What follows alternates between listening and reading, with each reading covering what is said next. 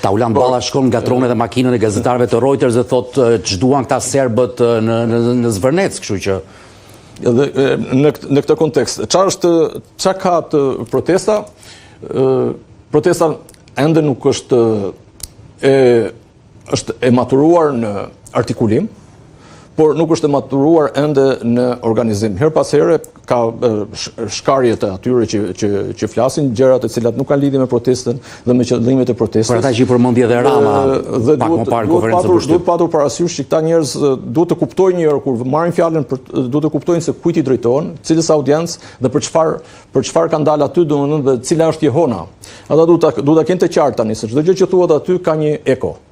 Dhe ekoja nuk është më tek ai grumbulli që janë rreth rrotull njëri tjetrit dhe tek ku di unë 1000 account në rrjetet sociale, por ekoja shumë e gjerë.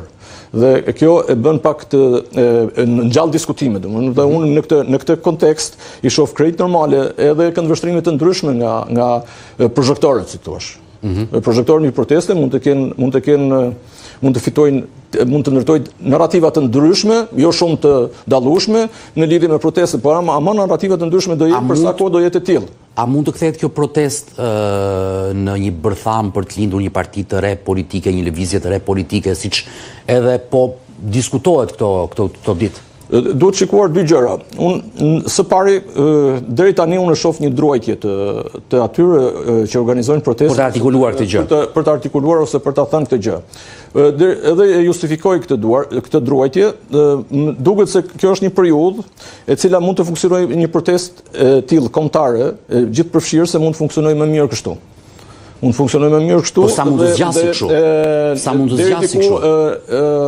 Ajo është edhe deri diku është edhe një metodë preventive për të mbrojtur nga sulmet. Nëse identifikohen drejtuesit, identifikohet qëllimi, partia që po krijohet, atëherë sulmet dhe protestat do bëhen pak më të vështira, domethënë. Po sa mund të zgjasë kështu? Mund të ndodhë që nëse ata vendosin të krijojnë një parti politike, po ndërkohë kapacitetet e tyre janë të tilla që nuk arrin të mbajnë të mbledhura të gjitha grupet e interesit, se ne folëm për disa grupe interesi që janë aty. Shumë e vërtetë. Mund ta acceptojnë edhe protestën. Ndoshta për një periudhë kohë kjo protestë duhet të qëndrojë kështu.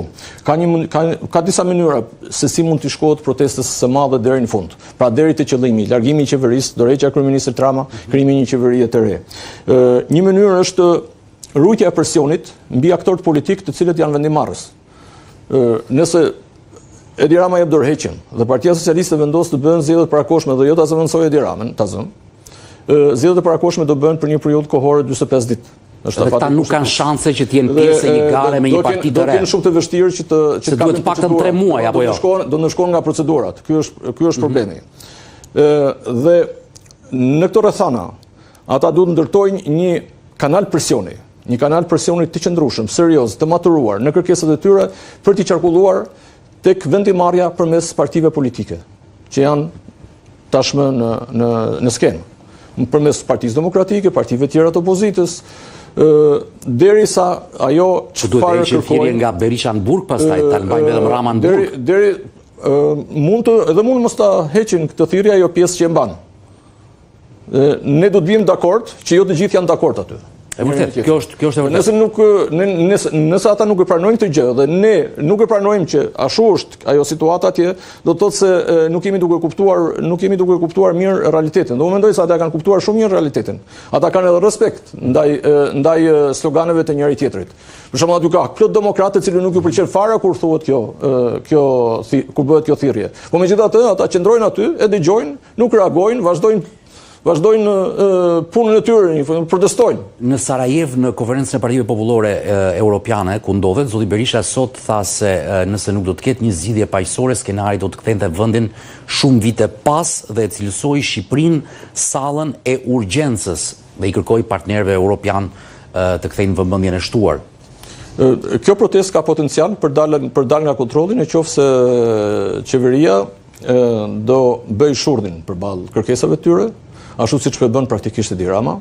Edi Rama jo vetëm me gazetarët perëndimor të Bashkimit Evropian me të cilët bisedoi sot 90 minuta, por edhe kur flet me militantët e tij, por edhe ndonjëherë që flet në kryeministri apo në aktivitete të ndryshme të qeverisë, nuk artikulon asgjë përveç çështjeve mjedisore. Dhe tek çështja mjedisore premton rikuperim ose premton përmirësim, ndërkohë që i përmbahet projektit i cili duhet të zhvillohet dhe duhet të vazhdojë deri në fund. E vërtet, ndërkohë në anë... Pra, çfarë do thotë se e gjithë pjesa tjetër